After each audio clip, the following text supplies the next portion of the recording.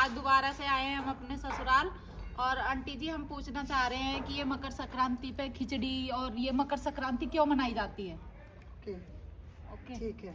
तो आप हमें तो बताइए। पहले तो आप सभी को जो है मकर संक्रांति की बहुत बहुत शुभकामनाएं।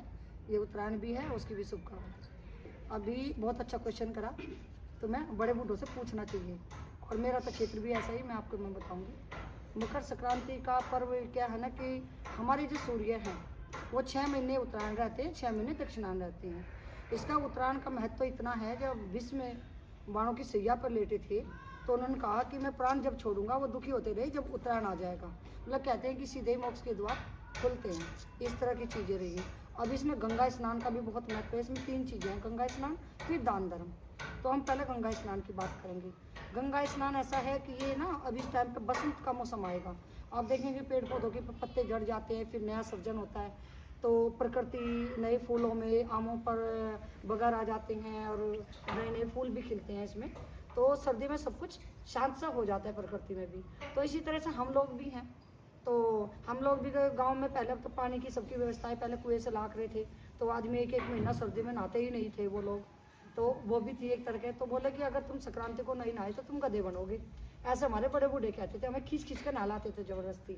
और गंगा स्नान का वो तो एक हंसी मजाक है। गंगा स्नान का तो महत्व ये है कि जो नदियां हैं ना हमारी, वो पहाड़ों से, जड़ी बूटियों के, पर्वतों से बह के वो नदियाँ आती हैं, और जब वे नदियाँ आती हैं तो उनमें इतना औषधीय जल होता है, और तब हम जाकर वहाँ पे सुबह में स्नान करेंगे, और जब हमारे शरीर पर सूर्य की किरणें पड़ेंगी, सूर्य की जो 7 रश्मि होती हैं, 7 रश्मि होती है सूर्य की, 7 तरह के कलर, तो जब हम उसमें स्नान करेंगे और वो सूर्य की जो रोशनी हम पर पड़ेगी, तो ये समझिए कि जितनी भी हमारे अंदर एक तो स्फूर्ति तो आएगी, जितनी भी कई सारी समस्याएं हो जाती हैं हमें, शरीर स्वस्थ नहीं रहता, वो सब चीज़ों में कहते हैं स्वास्थ्य लाभ में हमें बहुत सारा फायदा होता है, क्योंकि वो पानी इतना औषधीय हो जाता है हमें।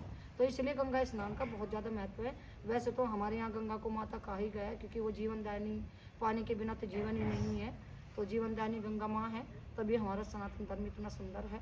और इसको तो हमने शॉर्ट में बताते हैं खिचड़ी वगैरह जो बनाते हैं। सास बहू का तो चलन ये चल गया, भाई सास रूस गई, जैसे तुम भी आई हो आज मूंगफली लेकर एक दिन पहले ही लेकिन मैं रूसी नहीं थी, मैं तो बनी हुई हूँ इतनी प्यारी प्यारी बहू के साथ। लेकिन वो मनाने का ये होता है कि जो बड़े बूढ़ों की रेस्पेक्ट हमारे भी, वैसे नहीं तीज त्यौहार आते हैं हमारे यहाँ, होली आ गई है, तीज आ गई है, तीज पर बेटियों को दे दिया, संक्रांति ऐसे बना दी, भी तुम्हारी बड़ी बूढ़ी जो घर में है, सास ससुर है, उनके लिए तुम कुछ अच्छे से कपड़े ला, तुम्हारा दान पुण्य भी हो जाएगा और बड़ों की रेस्पेक्ट भी हो जाएगी। ये तो परिवार से पहले से ही रीति रिवाज चलते आए हैं कि नई बहू आके तो बिल्कुल ही मनाती है। मनाने का मतलब ये नहीं, बस उनके प्रति एक हमारा सम्मान होता है।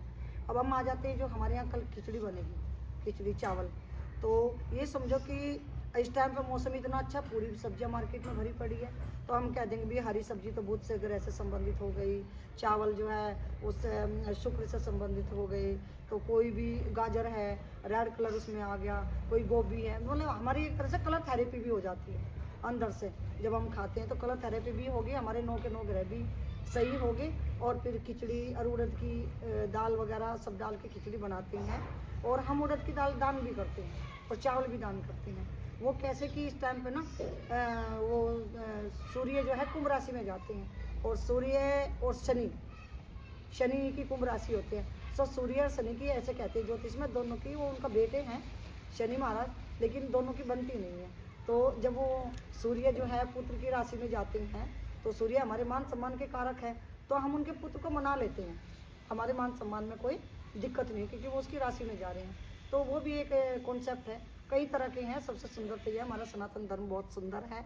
हमारे हर रोज़ 365 दिन त्यौहार आते रहते हैं। कुछ बड़े हैं जिनको हम मनाते हैं, वो ये परिवार के साथ खूबसूरती से हंसते मुस्कुराते सभी त्योहारों को मनाते जाए।